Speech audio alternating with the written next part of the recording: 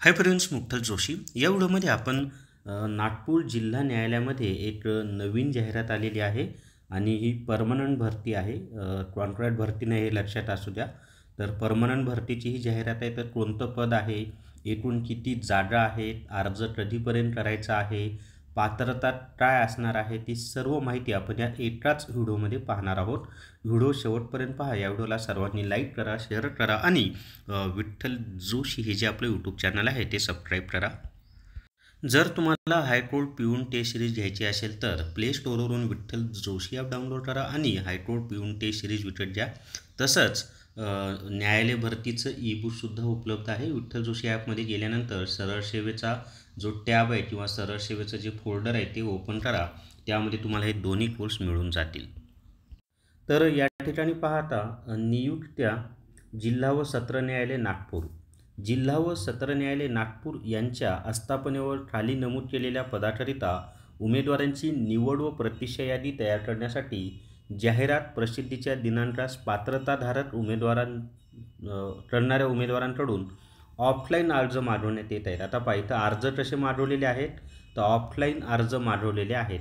त्याच्या पुढे पहा आता विस्तृत किंवा सविस्तर जाहिरात विविध अर्जाच्या नमुन्यासह जिल्हा व सत्र न्यायालय नागपूर यांच्या अधिकृत संकेतस्थळावर www.nagpur.dcourts.gov.in या संकेतस्थळावर दिनांक 24/3/2025 सकाळी 18 वाजल्यापासून उपलब्ध राहील. म्हणजे कालपासूनच ही जाहिरात उपलब्ध झालेली आहे. पहा सदर अर्जाचा नमुना वरील संकेतस्थळावर डाउनलोड करता येईल.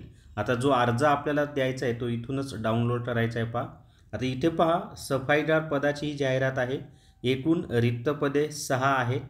पुढील 2 वर्षात रिक्त होणारी पदे 6च आहेत. दिव्यांगासाठी एकही जागा नाही आहे. निवड यादी 12ची असणार, म्हणजे 12 जणांची निवड यादी असणार आहे आणि प्रतिष्ठा यादी ही 3 जणांची असणार आहे. म्हणजे सध्या 6 जागा रिक्त आहेत आणि पुढील 2 वर्षात 6 जागा रिक्त होणार आहेत. अशा पद्धतीने हे 12 जागा पुढील 2 वर्षात भरणार आहे. 6 जागा तर लगेच भरल्या जातील. ह्या 6 जागा जशा जशा रिक्त होतील तशा तशा भरल्या जातील आणि 12 जणांची निवड यादी असणार आहे. याच्यातलं कोणी जॉईन नाही झालं तर मग प्रतिष्ठा यादीतील विद्यार्थ्यांचा विचार केला जाईल. आता वेतन किती आहे, तर S1चं आहे 15,000 ते 47,600 हा त्यांचं वेतन स्तर आहे.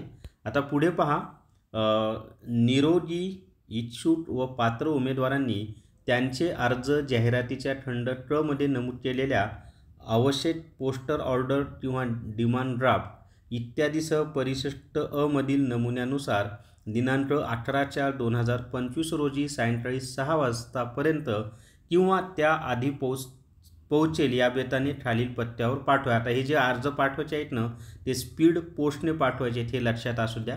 आणि पत्ता त्यांनी दिलेला आहे प्रबंधक जिल्हा व सत्र न्यायालय न्यायमंदिर आकाशवाणी चौक सिव्हिल लाईन नागपूर 440001 हा जो पत्ता आहे या पत्त्यावर आपल्याला स्पीड पोस्टने अर्ज पाठवायचे आहेत.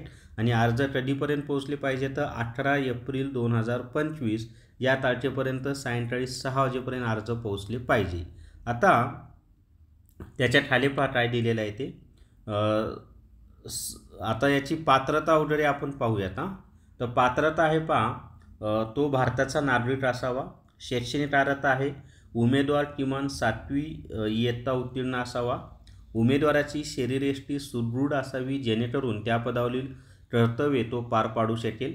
उमेदवारास मराठी व हिंदी भाषा लिहिता वाचता व बोलता येणे आवश्यक आहे. त्याच्यानंतर उमेदवाराला शौचालय व स्नानगृह स्वच्छतेचा, झाडू कामाचा तसेच कार्यालय परिसर स्वच्छतेचा अनुभव असल्यास प्राधान्य दिले जाईल. न्यायालयात काम करण्याचा असा अनुभव असल्यास विशेष प्राधान्य दिले जाईल. आता वयोमर्यादा पहा तर ओपनसाठी कमीत कमी 18, जास्तीत जास्त 38 वर्षे.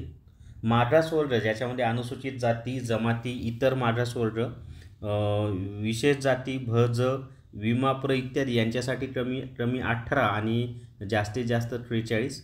आणि योग्य मार्गाने अर्ज करणाऱ्या राज्य किंवा केंद्र सरकारी कर्मचाऱ्यांच्या बाबतीत कमाल वयोमर्यादा लागू नाही. कमीत कमी 18 वर्षे आहे त्यांच्यासाठी. पण हे कंत्राटी कामगारांना नाही भरता येणार. जे परमनंट आहेत त्यांच्यासाठी ते शासकीय कर्मचारी, जे शासकीय कर्मचारी परमनंट आहेत त्यांनाच अर्ज करता येईल. आणि कंत्राटी असतील तर मग सरळ आपलं जनरलमधून अर्ज करायचा. आता त्याच्या पुढे पहा पात्र उमेदवारांच्या अटी काय आहेत. तर उमेदवाराचे चारित्र्य आणि वर्तणूक चांगली असावी, उमेदवार करार करण्यास सक्षम असावा. आता हे जनरल माहिती आहे, ही काही एवढं महत्त्वाचं नाही. पुढे अर्ज भरण्याचे शुल्क पहा. तर सदर भरती प्रक्रियेसाठी अर्ज शुल्क ₹300 आहे, ₹300 फी आहे.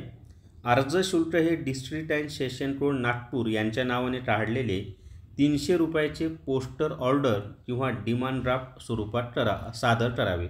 आता हा डिमांड ड्राफ्ट तुम्हाला बँकेमध्ये मिळतो आणि ही जी पोस्टल ऑर्डर आहे ती तुम्हाला पोस्टामध्ये मिळते.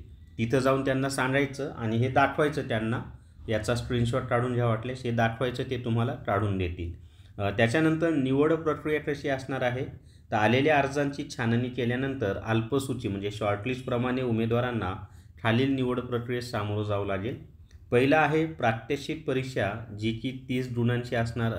एकूण गुण 30 आहेत आणि किमान पात्रता गुण 15 आहेत. शारीरिक क्षमता चाचणी एकूण गुण 10 आहेत, किमान पात्रता गुण 5 आहेत.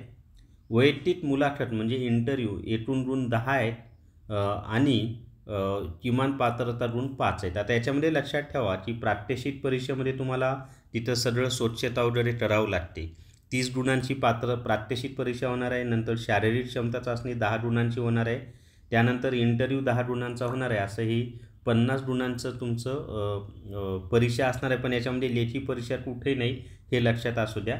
आणि प्रात्यक्षिक चाचणीत उत्तीर्ण झालेले उमेदवारच शारीरिक क्षमता चाचणीसाठी पात्र ठरतील.